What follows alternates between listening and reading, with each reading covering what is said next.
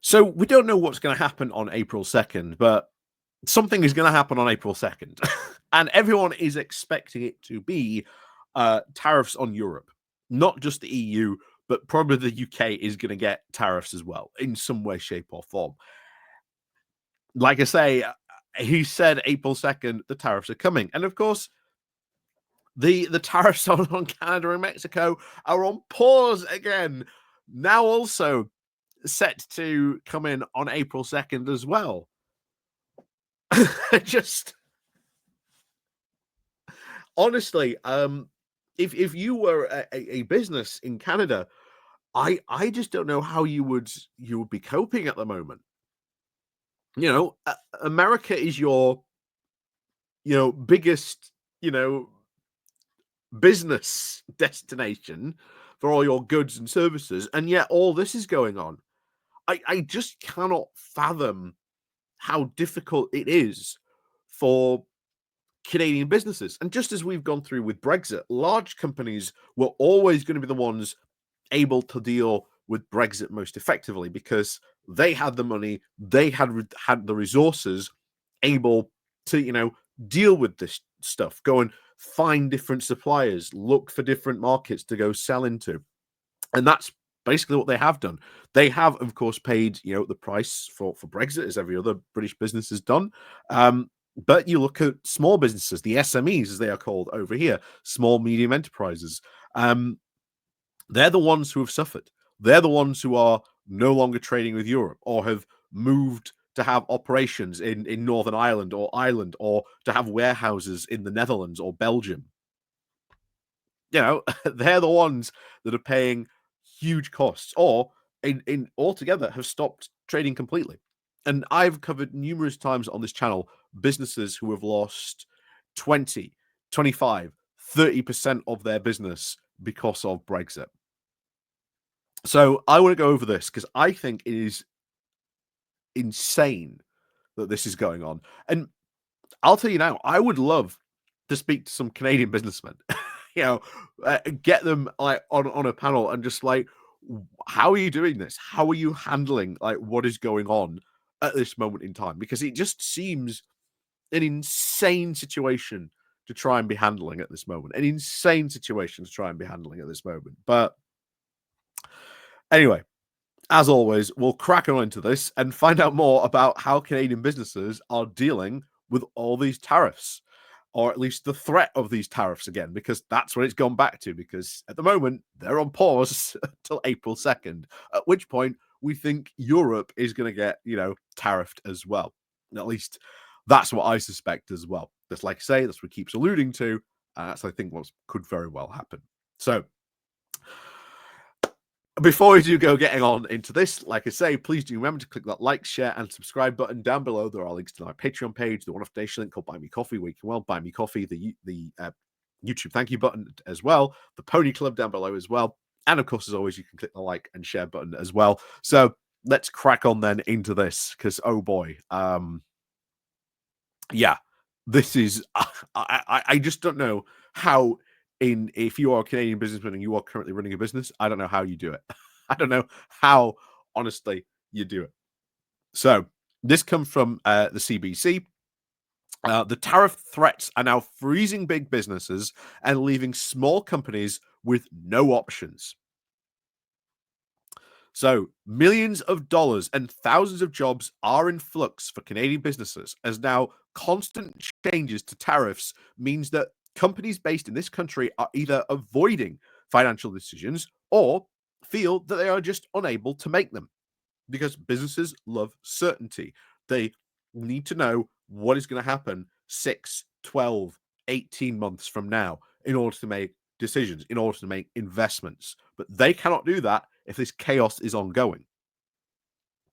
So from large multinationals to even small outfits with just less than a dozen employees, the respective cry of uncertainty is causing more than just confusion. And hey, I'm with you there. We saw the exact same thing going on since 2016 over here as well. It's now influencing financial decisions for big players, or even freezing smaller companies in their tracks. For for whose shoulder rest? It is, of course, the latter. The company is globally known for the violin and violina ergonomic accessories it makes and exports from Ottawa. If you don't play the violin, you will never had of even heard of the shoulder rest. If you do play the violin, you'll probably know our brand, said Julia Farah, one of the company's directors. But despite its obviously big international profile, the company does not have the resources to simply pivot to new markets when faced with the on again, off again tariffs on products now sold in the United States. That is a big problem because we've seen this as well. And this is why you just had companies just go, we're not exporting because where are we going to go? And some companies, it takes a lot. It takes a big investment if you are going to go and sell into a new market. You know, it's a very, very big competition because you then have to compete with anyone else that's sort of going into that market as well from other countries, your own country, and then of course you've got potential domestic competition there as well. So it is very, very difficult to try and break in to a new market. So that's why you've seen some British small companies just go, we can't. There's no point in us exporting all the way to Australia, New Zealand, because it's just can cost far too much money. Anyway, they continue. It's, of course, our current biggest market. We're referring to the US. It represents over 30 to 40% of our global market. Yep. We saw very similar things being said about a lot of British businesses saying that as well. Forrest said, who of course explained the company does rely on students and amateurs, young violins and violinists to buy the product. The shoulder rest is, of course, very typically bought once and then kept for years, if not decades. Essentially, the company cannot pivot every single time tariff policies change or even try to replace potential American customers. There aren't exactly millions of extra violinists in the world, and they have already expanded now into international markets such as Europe. The feeling of recklessness of all this has created the tension and uncertainty for us. And according to Farah, who is also now in conference with some international, is also now concerned that some international competitors will not be facing the same tariffs as her Canadian company, making its products now even seem less competitive.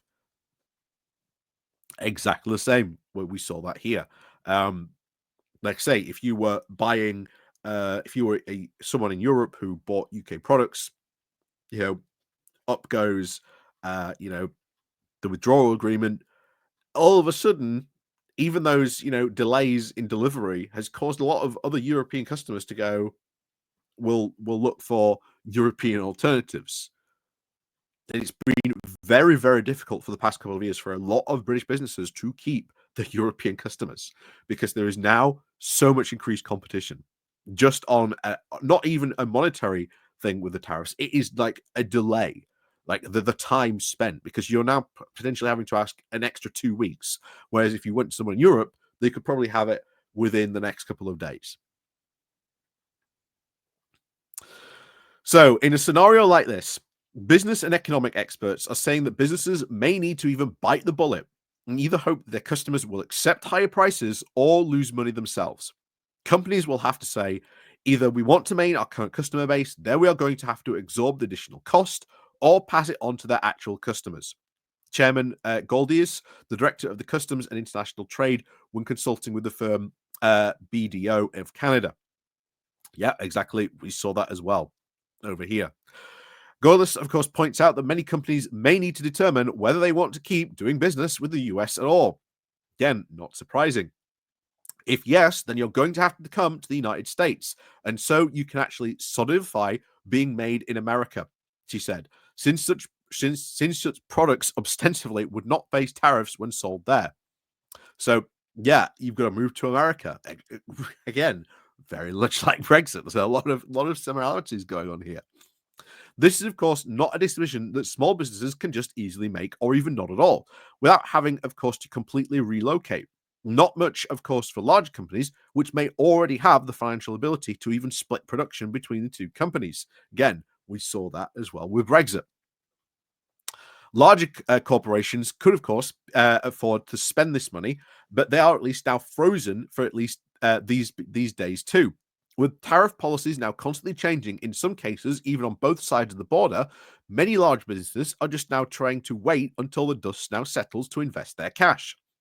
KP Tissue Managers, the owners of part of Kruger, Canada's largest toilet paper and tissue manufacturer, have announced recently they are now recent earnings calls that they will be now delaying construction of a new tissuing plant. It currently operates both facilities in Canada and the US, but it was very unclear what country the new plant would be in. In a statement emailed to CBC, Kruger representative said that the company originally announced looking into a new plant early back in December, but it believed that announcement would be the results of early evaluation back to early 2025. But now it says things are far now too questionable. They say the current business's uncertainty will require us now to completely additionally now for due diligence prior to making an official announcement. So even big companies are like, we don't even know where we're going to invest, or if we have to open a new factory in America, what's going to happen? You know, it's madness. And I have such sympathy for many business owners currently in Canada, as it must be an absolutely chaotic time at the moment. In a current earnings call, KP Tissue CEO blamed more than, of course, Trump's tariffs for all the uncertainty, reciting the reciprocal tariffs from Canada, a drop, in, of course, in the Canadian dollar, and a possible recession as the factors now in the freezing its actions. The company also didn't provide a profit estimate for the next few months for the very same reasons. It did estimate that 600 million and 700 million of its revenues would be exposed to tariffs in some way. Alchem Steel is also in a very similar position. The Canadian manufacturer employs thousands who now face unpredictable announcements of when these general tariffs might even be applied, lifted, or along with the steel tariffs in particular, could now impact its business.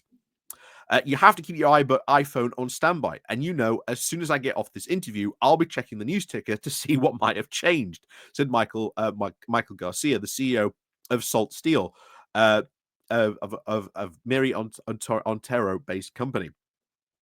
During Garcia's interview, in which CBS, the news of President Donald Trump was announced, now seemed like a temporary suspension of some of the tariffs. At that very same time, it was even unclear where they would actually apply to even steel, or even the global steel-specific tariffs that Trump had announced early back in February would still even apply. It was also now a perfect example of what is making businesses' decisions potentially worth hundreds of millions of dollars impossible. He said, "I don't even know what the delay means, or what could even happen here in just less than a month. It is the kind of thing we are going through the motions. Is it going to be tariffed? Oh my, there's a tariff. What are we going to do now?" said Garcia. One thing that you can point out to definitely is that the company is now avoiding spending money where it can. So we are placing very high focus on trying to preserve our cash and reducing as much discretionary spending as possible. For now, this uncertainty means fewer investments, period, from Canada's largest businesses. Yep, doesn't surprise me at all. Again, the same thing happened over here. It is, of course, a pattern that the chief economist and Canadian Federation of Independent Businesses is now seeing firsthand, and feedback from its own members. Because there are just so many decisions currently now being overturned or even changed, businesses now have a very hard time of adjusting, said Simon Galtu. The fear of uncertainty of all the Canadian economy right now, business optimism is low, he said.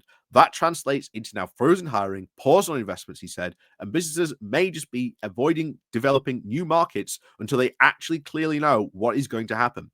And that might not be on the cards just yet. There is just so much now, so much in the fog right now. I mean, yeah, a lot of similarities to what was going on with Brexit here in some cases, what we're hearing from businesses. Not surprising. Not surprising, but yeah. Currently the tariffs are on pause till the beginning of April. And then who knows? We could be waiting again until May. They could be paused until May. Who knows? But my word. This is just insane. Like, how can you even operate like a business under that? Especially if you rely on exports. And you saw the violin company, 30 to 40% of their business is done with the US. Yeah, like, how can you do business under that? It is madness to see that kind of stuff going on. But that is now going to continue for the rest of this month. And remember, first quarter is coming up soon. First quarter comes up soon, very soon. You are going to see a lot of companies have their first quarter earnings of this month be dropped significantly. And that is when you could see potential recession news or job closes or who knows, whatever, because there will be consequences for this. There will be consequences, economic consequences for Canadians and Americans as well. It's inevitable, but just what's going to happen? How is it going to happen? When is it going to happen? You just don't know. Just all this uncertainty flying around is madness. But there you go. But as some people have said, maybe this is just part of the plan. Maybe this is just part of the plan that Trump has. Maybe he just wants this uncertainty. For what? I don't know, but it's some 4D chess plan indeed. But as always, let me know what you think down below. And of course, if you do business in Canada, I'd love to hear what problems you are facing at the moment with all this going on. I'd love to hear what you guys have to say. So, as always, thank you very much for watching. And of course, as always, we'll see you all next time.